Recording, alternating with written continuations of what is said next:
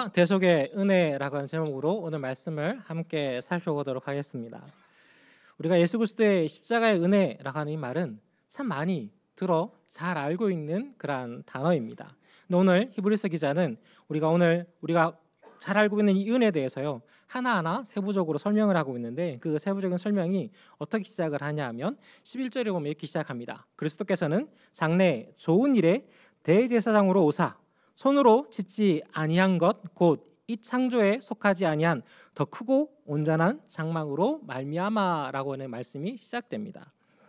성도 여러분, 이 땅에 속하지 않은 성소, 이 땅에 속하지 않은 성전이라는 말의 그 의미가 여러분들은 어떠한 말로 다가오게 되십니까? 바로 이 말의 의미는 이렇습니다. 바로 사람의 손으로 짓지 않은, 바로 구약의 성막은요 가죽과 짐승의 가죽과 그리고 나무와 금으로 만들어졌습니다. 하지만 하나님의 나라는 과연 무엇으로 만들어져 있을까요? 이 땅의 것일까요? 아니면 하늘의 것일까요? 하늘의 것입니다. 이 땅에 속해 있지 않은, 이 땅에 어떠한 것도 그 대신할 수 없는 그런 존재가 바로 하나님의 나라입니다. 그 하나님의 나라에서 우리 예수님께서 우리를 위해서요, 우리 성도님 개개인을 위해서 이 땅에 오셨습니다. 왜 오셨는지에 대해서 오늘 성경에서는 우리에게 하나하나 말씀을 전하고 있는데, 우선은 이렇게 시작합니다. 우리 예수님께서요 더 크고 온전한 장막, 그 장막으로 말미암아 우리가 하나님 앞에 나아갈 수 있는 그 길을 열기 위해서 이 땅에 오셨음에 대한 부분들을 하나하나 언급합니다. 더 크고 온전한 장막은 과연 어디를 의미할까요? 우리가 이 땅의 삶을 다 마치면 성도 여러분, 우리는 어디로 가게 됩니까? 세상 사람들은 3생을 얘기하죠. 전생과 그리고 현생과 이생을 얘기합니다. 근데 우리 그리스도인들은 우리에게 삶은요 지금 그리고 그 다음은 어디일까요? 천국이죠. 그리스도를 믿는 믿음으로 나아갈 수 있는 하나님의 나라입니다. 근데 그 나라의 크기는 과연 얼만큼 클까요? 참 이것을 생각을 하다 보면 과연 성경에서는 그 근거를 제시하는가 자세하게 제시하지 않습니다. 근데 참 예전에 보면 이 중세 시대에 보면 교인들이 또 신학자들이 이런 거 가지고 참 많이 싸우는 일들이 많았다고 합니다. 과연 천국의 크기는 얼마나 큰지 참 쓸데없는 거 가지고 싸우고 그거 가지고 서로 논쟁을 하면서 열심히 내가 맞다 네가 맞다 이런 얘기들을 했는데요, 성경에서는요 그 크기에 대해서 언급하지 않습니다. 다만 허다한 무리, 그 말의 의미는, 허다한 무리라고 하는 말의 의미는 좀 우리가 셀 수 없을 만큼의 그 많은 숫자를 얘기하거든요. 그 많은 숫자의 사람이 하나님 나라에 다 들어가 살 수 있답니다. 그게 성경에서 얘기하는 전부예요. 그러면 우리는 그 땅이 얼마나 큰지, 그 땅에서 나의 집이 어떠한지를 우리가 생각할 이유가 없어집니다. 우리의 거할 처소는 누가 예비하고 있을까요? 우리 예수님께서 이 땅에 오셔서 십자가의 그 사역을 다 마치시고 부활하시고 난 다음에 40일간 제자들과 함께 하시다가 하늘나라 다시 올라가셨죠. 올라가실 때 예수님께서 우리에게 하셨던 말씀이 너희의 거할 처소를 예비하러 내가 올라간다라는 그 말씀을 주시고 가십니다. 우리의 거할 처소입니다. 그것을요 누가 준비한다고요? 우리 예수님이요, 하나님이요. 그러하기에 과연 우리 하나님이, 우리 예수님이 우리의 거할 처소를 어느 정도 크기로 예비하고 계실까요? 예전에 제 이야기를 청년들한테 슬쩍 물어봤습니다. 너희 집은 천국의 집은 어느 정도 크게 될 것 같니? 라고 물어봤더니 청년들이 뭐라고 대답할 것 같습니까? 소박하더라고요. 한 40평? 50평? 네. 참 소박하죠. 과연 그렇게 작을까요? 아니요.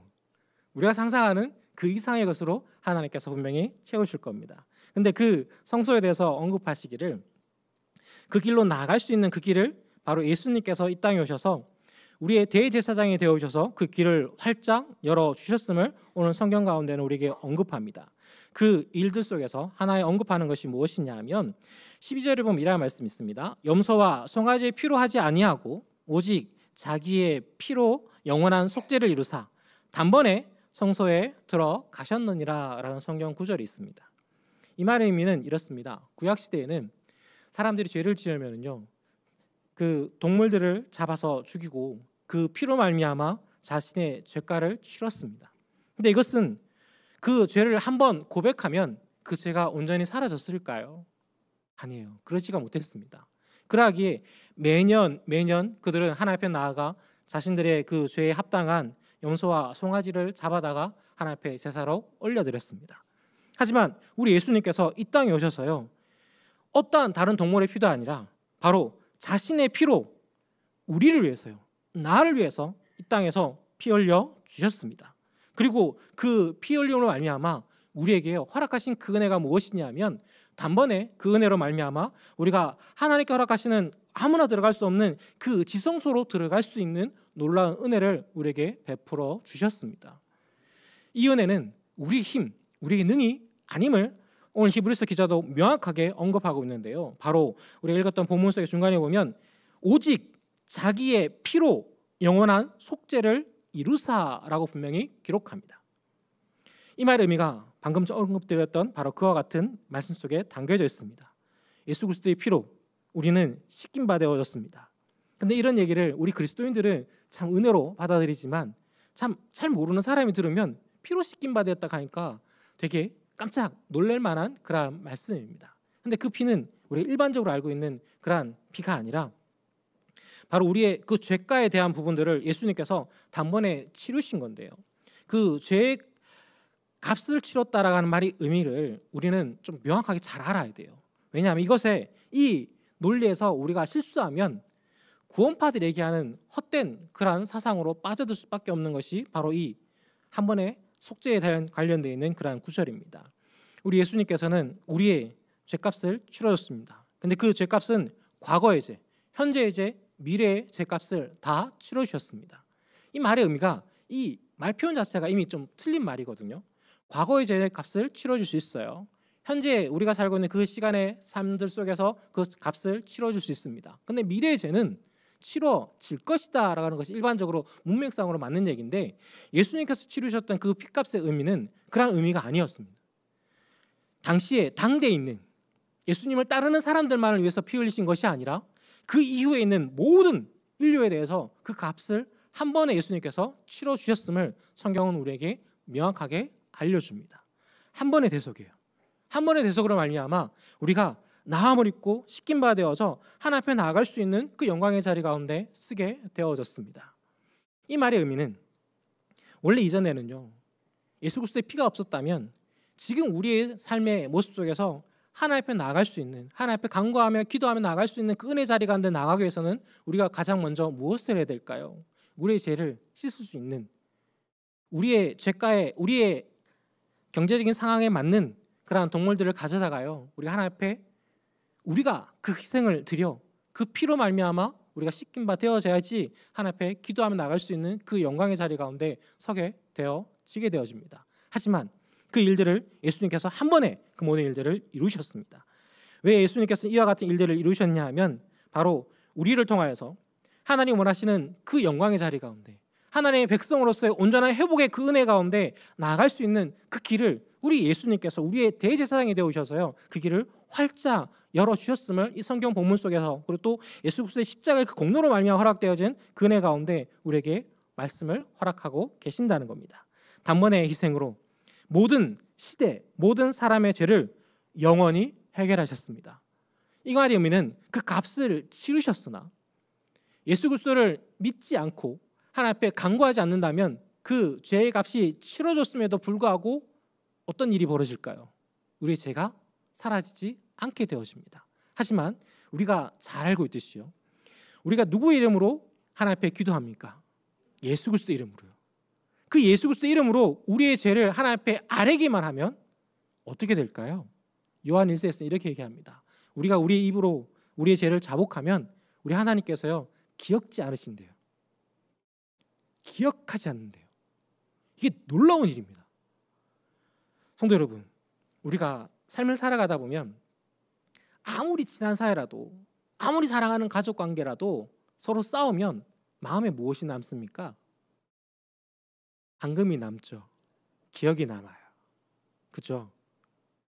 내 용서해줄게 했는데 용서가 된 겁니까? 100% 용서가 된 거예요? 그죠? 비슷한 상황에서 벌어지면 어떻게 됩니까? 그때 말이야! 이 말이 나오죠.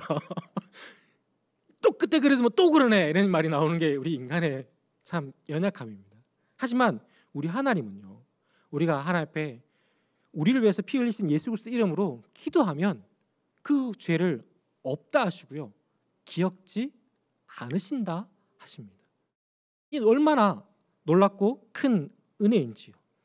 예수님께서 이와 같은 일들을 이루신 이유에 대해서 오늘 히브리서 기자는 우리에게 이와 같이 말씀을 합니다.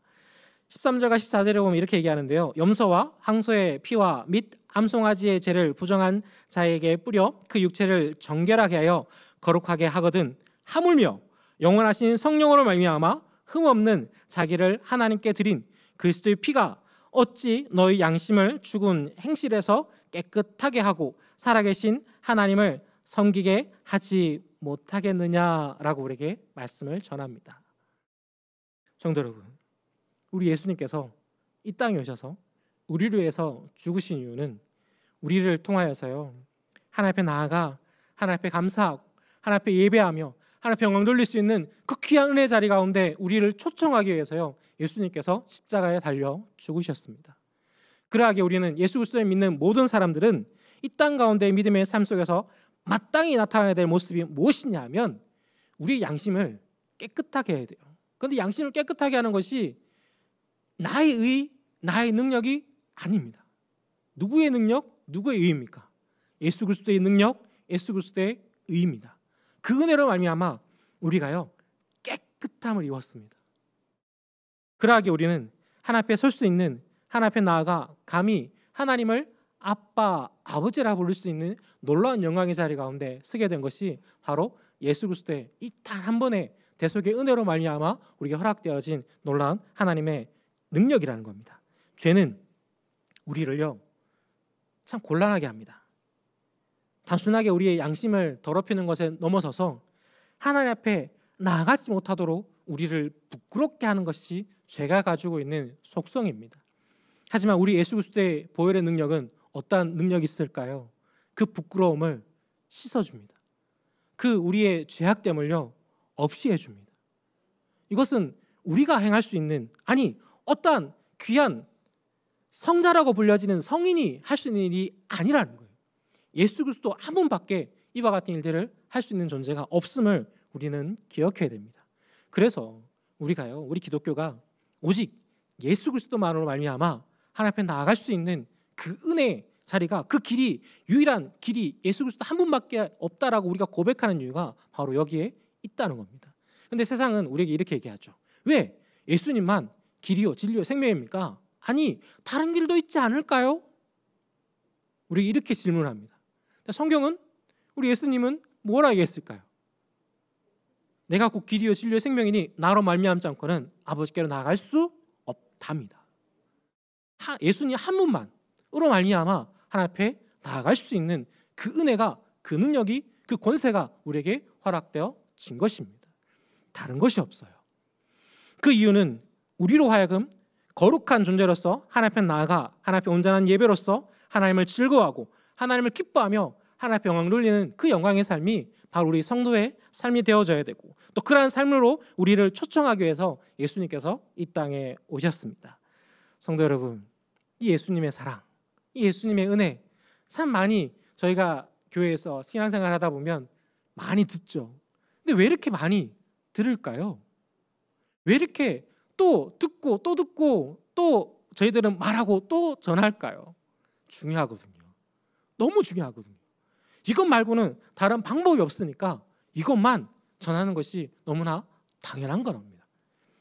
성도 여러분, 우리는 예수 그리스도로 말미암아 깨끗함을 입었습니다. 그러하기에 우리는 하나님 앞에 나아갈 수 있는 놀라운 그 담대함을 얻었습니다. 이것은 누구에게 허락되어진 은혜일까요?